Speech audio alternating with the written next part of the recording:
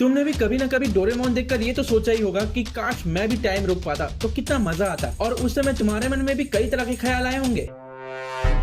पर क्या हो अगर मैं कहूँ कि रियल लाइफ में भी टाइम स्टॉप कर पाना बिल्कुल पॉसिबल है। ऐसा सोचना भी मत, क्योंकि टाइम रुकने का मतलब क्या होता है, लिटरली सब कुछ रुक जाना। यानी एटम्स की मूवमेंट रुक जाएगी, हार्ट बीट रुक जाएगी, इवन तुम्हारे ब्रेन में जो हर सेकंड लाखों सिग्नल्स जाते हैं वो भी बंद हो जाएगी। तो टेक्निकली तुम सोच भी नहीं पाओगे कि OMG टाइम तो रुक गया है, अब मजा आएगा, क्योंकि उस समय तक तुम निपट चुके होगे। अरे तुम क्या, पूरा यूनिवर्स ही निपट चुका होगा। लेकिन मान लेते हैं कि तुम्हारे पास कोई सुपर पावर है, डॉक्टर स्ट्रेंज टाइप, जिसमें तुम टाइम स्टॉप करने के बाद भी पूरे होश में हो और मूव भी कर पा रहे हो, तब तो मजे ही मजे हैं।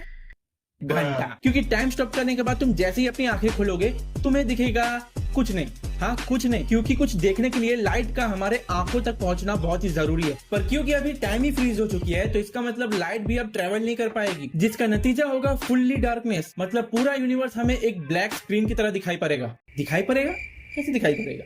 नहीं दिखाई पड़ेगा। अब इसके अलावा भी तुम सांस तक नहीं ले पाओगे, क्योंकि अब हवा भी रुक चुकी है। तुम ना तो कुछ बोल पाओगे और ना ही सुन पाओगे, क्योंकि इसके लिए भी एयर मॉलिक्यूल्स की जरूरत होती है। और इतना सब होने के बाद भी अगर तुम कहीं चल के जाने की सोचो तो तुम वो भी नहीं कर सकते, क्योंकि चलने के लिए फ्रिक्शन चाहिए, और फ्रिक्शन क्रिएट करने के लिए एटम्स इंटरेक्ट करते हैं। मगर एटम्स के इंटरेक्ट करने के लिए टाइम की जरूरत है, जो कि इस वक्त रुकी हुई है। मतलब टाइम स्टॉप में तुम चल भी नहीं सकते हो। ये भगवान क्या जुल्म है।